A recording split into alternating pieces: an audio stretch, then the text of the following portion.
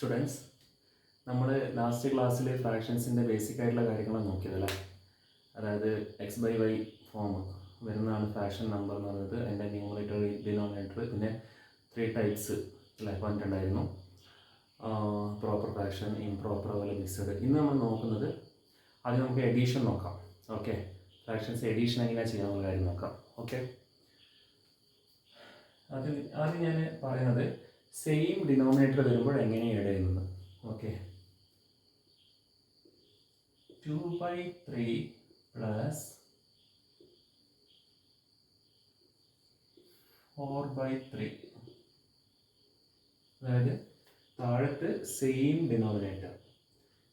Denominator വരുമ്പോൾ നിങ്ങളൊന്നും ചിന്തിക്കണ്ട, ഈ 3 അങ്ങനെ തന്നെ ഇടുക. എന്നിട്ട് മുകളിലത്ത് 2 + 4 എഴുതുക. ബാക്കി അങ്ങനെ ചെയ്യാം. 2 + 4 6/3. 6/3 2 അല്ലേ, 2. അതായത് സെയിം ഡിനോമിനേറ്റർ ആണെങ്കിൽ ആ ഡിനോമിനേറ്റർ എവിടെ എഴുതുക, പിന്നെ മുകളിൽ എഴുതിയിട്ട് അങ്ങനെ എഴുതുക. ഓക്കെ, അത് മനസ്സിലായല്ലോ. വേണമെങ്കിൽ ഒരു എക്സാമ്പിൾ കൂടി എഴുതാം നമുക്ക്. 1/2 + 1/2. 1/2 കൂടി എത്രയാണ് വരിക? 1 അല്ല എഴുതുക, നമുക്കറിയാം. പക്ഷേ എങ്കിലും ചെയ്ത് നോക്കാം. 2 നമ്മൾ ഇവിടെ എഴുതി അല്ലേ, പിന്നെ മുകളിലത്തെ 1 1 + 1 = 2/2 = 1 അല്ലേ. മനസ്സിലായല്ലോ. ഇനി നമുക്ക് ഡിഫറെൻ്റ് ആയിട്ട് ഡിനോമിനേറ്റർ വരുമ്പോൾ ഇങ്ങനെ ചെയ്ത് നോക്കാം.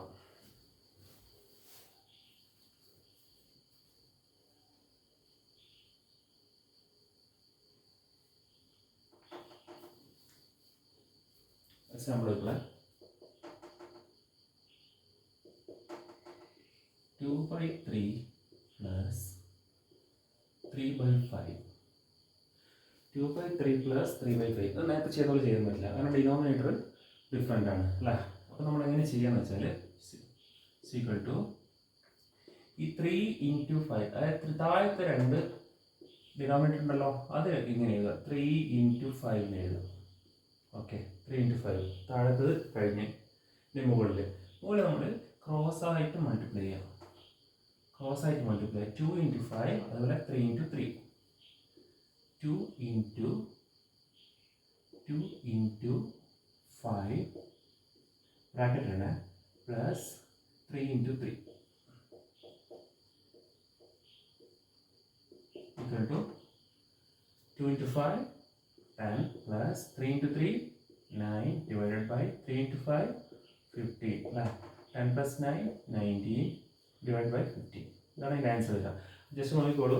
താഴത്ത് 3 × 5 എഴുതി, പിന്നെ മുകളിൽ നമ്മൾ ക്രോസ് ആയിട്ട് മൾട്ടിപ്ലൈ 2 × 5 എഴുതി, പിന്നെ പ്ലസ് 3 × 3 എഴുതി. ബാക്കി അതിന് പ്ലസ് ഈ ബ്രാക്കറ്റ് നിർബന്ധമായിട്ട് വേണേ, കാരണം അല്ലെങ്കിൽ ഇവിടെ കൺഫ്യൂഷൻ വരും. പിന്നെ നിങ്ങൾക്ക് ഓക്കെ, എന്നിട്ട് 2 × 5 10, 3 × 3 9 19/15. മനസ്സിലായല്ലോ. ഒരു എക്സാമ്പിൾ ചെയ്യാം. 3/4 + 1/2. 3/4 + 1/2 ഡിഫറെൻ്റ് ആണ് ഡിനോമിനേറ്റർ. അപ്പോൾ നമ്മൾ ആദ്യം 4 × 2 എഴുതും അല്ലേ. 4 × 2 എഴുതി, പിന്നെ ക്രോസ് ആയിട്ട് മൾട്ടിപ്ലൈ ചെയ്യാം. 3 × 2 പ്ലസ് 1 × 4 എഴുതി. 3 × 2 6 പ്ലസ് 1 × 4 4 divided by 4 × 8 അല്ലേ. 6 + 4 10 divided by 8 10/8. 10/8 നമുക്ക് മാറ്റി എഴുതാം. എന്തൊരു 5/2 പോയില്ല, 5/4 ആൻസർ വരും. ഇത് മനസ്സിലായല്ലോ. Okay, cross multiple method. ഇതിൻ്റെ തന്നെ ഇതിൻ്റെ അല്ല, നമുക്കിനി ഈ എഡീഷൻ, അതായത് താഴത്ത് ഡിനോമിനേറ്റർ സെയിം ആയാലും ഡിനോമിനേറ്റർ ഡിഫറെൻ്റ് ആയാലും ചെയ്യുന്ന മനസ്സിലായല്ലോ. ഇനി നമുക്ക് സബ്ട്രാക്ഷൻ നോക്കാം. ഓക്കെ,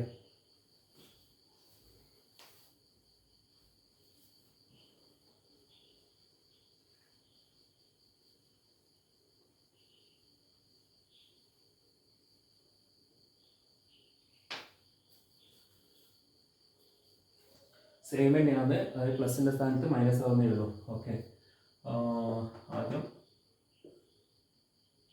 5/6 - 3/6 = അതായത് 6 നമ്മൾ താഴത്ത് എഴുതി അങ്ങനെ എഴുതി അല്ലേ. ഡിനോമിനേറ്റർ സെയിം ആണ്, അതുകൊണ്ടാണ് 6 എഴുതി. പിന്നെ 5 മൈനസ് 3 എന്തായാലും 5 minus 3 is equal to 2 divide by 6 അല്ലേ.